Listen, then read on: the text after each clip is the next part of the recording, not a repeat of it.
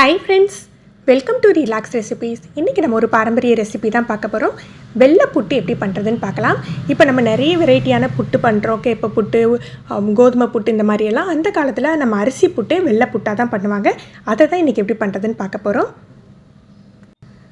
புட்டு மாவு ஒரு கப் எடுத்திருக்கேன். நான் கடையில் கிடைக்கிற நார்மல் ரெடிமேட் புட்டு மாவு தான் எடுத்திருக்கேன்.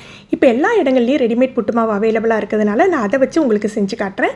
இதில் ஒரு 1/4 டீஸ்பூன் உப்பு சேர்த்துக்கலாம். இதை கலந்து விட்டுறலாம். நீங்கள் விருப்பப்பட்டீங்கன்னா சொல்லுங்கள், புட்டு மாவு எப்படி தயார் பண்ணுறதுங்கிற வீடியோ நம்ம போடலாம். இதில் கொஞ்சம் கொஞ்சமாக தண்ணி சேர்த்து நம்ம கிளறிக்கணும். என்னதான் கடையில் புட்டு மாவு கிடைச்சாலும் வீட்டில் நம்ம புட்டு மாவு தயார் பண்ணிங்கன்னா அதோட சாஃப்ட்னஸே ஒரு தனியாக இருக்குங்க. கொஞ்சம் கொஞ்சமாக தண்ணி சேர்த்து மிக்ஸ் பண்ணிக்கலாம். புட்டு மாவோட டைப்பை பொறுத்து தான் தண்ணி அது இழுத்துக்கும். அது எவ்வளோ தூரம் வறுத்துருக்காங்களோ அந்தளவுக்கு தண்ணி இழுத்துக்கும். தண்ணி சரியான அளவாக இருக்கா அப்படின்னு பார்க்குறதுக்கு நீங்கள் இந்த மாதிரி ஒரு பிடி கொழுக்கட்டைக்கு அழுத்துற மாதிரி அழுத்தி பாருங்கள். நம்ம அழுத்தையில் அந்த மாதிரி கொழுக்கட்டை மாதிரி நிற்கணும். உதுத்து விடையில் ரொம்ப ஈஸியாக உதுக்க வரணும். இதுதான் பதம். இந்த அளவுக்கு நம்ம தண்ணி தெளிச்சுக்கணும். நீங்கள் மாவு கலந்து வச்சு கொஞ்சம் நேரம் கழித்து தான் செய்வீங்கன்னா லேசான ஒரு ஈர துணியை வச்சு மூடி வச்சுடுங்க. நீங்கள் மொத்தமாக ஒரே ஈடாக புட்டை வைக்கணும் அப்படின்னா இந்த மாதிரி ஒரு ஸ்டீமர் தட்டிலையோ இட்லி தட்டிலையோ ஒரு வெள்ளை துணி தான் போடணும் இல்லை, லேசான காட்டன் துணியை நனைச்சி போட்டுட்டு அதில் நம்ம மாவு வச்சு அவிச்சு எடுத்துக்கலாம். இல்லை இந்த மாதிரி குழல் புட்டு அச்சிருந்தாலோ நீல குழலோ இந்த மாதிரி ப்ரெஷர் பேனில் வைக்கிற மாதிரி சின்ன குழல் இருந்தால் இதில் கூட நீங்கள் அவிச்சு எடுத்துக்கோங்க. இந்த குழலை எப்படி யூஸ் பண்ணுறதுங்கிற வீடியோ ஆல்ரெடி நம்ம சேனலில் போட்டிருக்கேன். அதோட லிங்கை கீழே டிஸ்கிரிப்ஷனில் கொடுக்குறேன். இப்போ நம்ம ஒரு லேயர் ஃபுல்லாக புட்டு மாவை பரத்திக்கலாம்.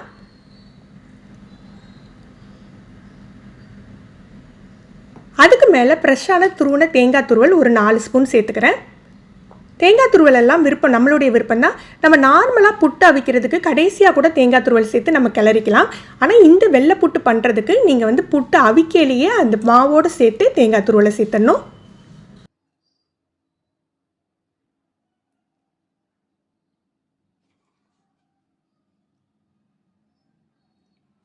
துணி ஈரமாக இல்லைன்னா இந்த மாதிரி மூடி ஒன்று போல் பொதியறதுக்கு வராது. அந்த மாதிரி சமயத்தில் நீங்கள் 2 கைப்பிடி தண்ணி மேலே அந்த துணி மேலே தொளிச்சிக்கிட்டீங்க அப்படின்னு சொன்னீங்கன்னா ஒன்று போல் உங்களுக்கு செட் ஆகிடும். இது கொஞ்சம் பெரிய தட்டாக இருக்கிறதுனால நான் இட்லி பாத்திரம் இல்லாமல் நான் நார்மல் பாத்திரத்தில் அடியில் தண்ணி விட்டு ஒரு ஸ்டாண்டு போட்டு அதுக்கு மேலே வச்சு வேக வச்சுக்க போகிறேன். மாவோட அளவை பொறுத்து 8லேருந்து 10 நிமிஷம் ஆகும். நான் இன்றைக்கி 1 கப் மாவு அப்படிங்கிறதுனால ஒரு 8 நிமிஷம் மிதமான தீயில் வேக வச்சுக்க போகிறேன். வெந்துட்டு அடுப்பு அணைச்சி வச்சிடலாம். இது வெந்துட்டு அப்படிங்கிறது அதோட வாசத்துலேருந்தே நம்ம கண்டுபிடிச்சிடலாம். இப்போ இதை எடுத்துடுவோம். கை பொறுக்கிற சூடு வந்தாக்கில் நீங்கள் எடுத்து லேசாக உதுத்து விட்டாலே ஒன்று போல் உங்களுக்கு உதிர்ந்து வந்துடும். கட்டி கட்டியாலாம் இருக்காது. ஒரு 1 அல்லது 2 டீஸ்பூன் நெய் சேர்த்துக்கோங்க. வாசத்துக்கு தகுந்தாப்பில் கொஞ்சம் முந்திரி பருப்பை பொன்முறுவலாக வறுத்து எடுத்துடலாம். நம்ம 1 கப் மாவு எடுத்தோம் இல்லையா, அதுக்கு 3/4 கப் வெல்லம் கணக்கு நல்லா தட்டி பவுடர் பண்ணி அளந்து எடுத்துக்கோங்க. இது மிதமான இனிப்பாக இருக்கும். உங்களுக்கு இனிப்பு கொஞ்சம் தூக்கலாக வேணும் அப்படிங்கிறவங்க 1க்கு 1 அளவு கூட சேர்த்துக்கலாம்.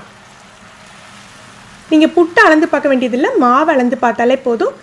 வெள்ளத்தில் உங்களுக்கு கல் தூசி இல்லாட்டி நீங்கள் அப்படியே பாகு காய்ச்சிக்கலாம். இல்லை ஒரு மாதிரி தூசி இருக்குது அப்படின்னா நீங்கள் ஃபில்டர் பண்ணி எடுத்துட்டு வடிகட்டிட்டு திரும்ப பாகுக்கு போட்டுக்கோங்க.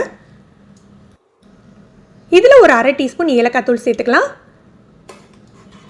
இதுக்கு பதம் பார்த்தீங்கன்னா கல் பதம் வரணும். நம்ம பொரி உருண்டையெல்லாம் பண்ணுவோம் இல்லையா, அந்த பதம். நல்ல நுரைச்சி பொங்கி வர ஆரம்பிச்சாக்கலையே தீயை நல்ல குறைவாக வச்சுடுங்க. இப்போ தண்ணியில் விட்டு பார்க்கலாம்.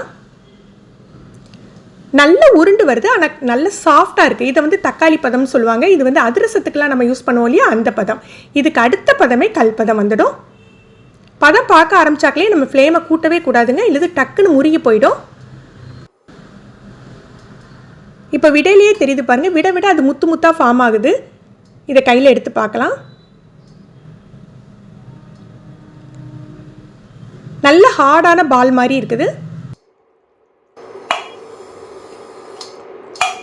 வெறும் தட்டில் போட்டோன்னா இந்த மாதிரி கல் மாதிரி சத்தம் கேட்கும். இதுதான் பதம்.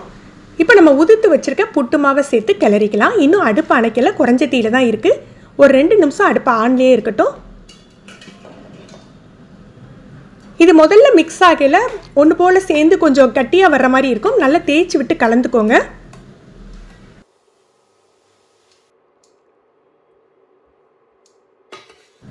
இந்த மாதிரி சேர்ந்தாக்கில் வரும். ஆற பார்த்தீங்கன்னா நல்லா உதிர்ந்துடும்.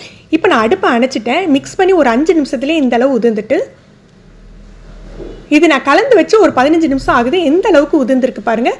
இன்னும் ஆற நல்லா உதிர்ந்துடும் உங்களுக்கு. இப்போ நம்ம வறுத்து வச்சுருந்தோம் இல்லையா முந்திரி பருப்பு, அதை இதோட சேர்த்துடலாம். இது நார்மல் அரிசி புட்டு மாதிரி ஒரே நாளில் கெட்டு போகாது. 2-3 நாள் ஆனாலுமே வெளியிலேயே வச்சு நம்ம யூஸ் பண்ணால் கெட்டு போகாது. பாகு பதமாக காய்ச்சிருந்தால் 3 நாள் ஆனாலுமே அப்படியே நம்ம செஞ்ச மாதிரியே இருக்குங்க. இன்னும் வீட்டில் செஞ்ச மாவாக இருந்தால் வாயில் போட்டாலே கரையிற மாதிரி இருக்கும். ஃப்ரெண்ட்ஸ், நீங்களும் இந்த ரெசிபி ட்ரை பண்ணி பாருங்கள். எப்படி இருந்ததுன்னு கமெண்ட் பண்ணுங்கள். இந்த வீடியோ உங்களுக்கு பிடிச்சிருந்ததுன்னா லைக் பண்ணி ஷேர் பண்ணுங்கள். தேங்க்யூ.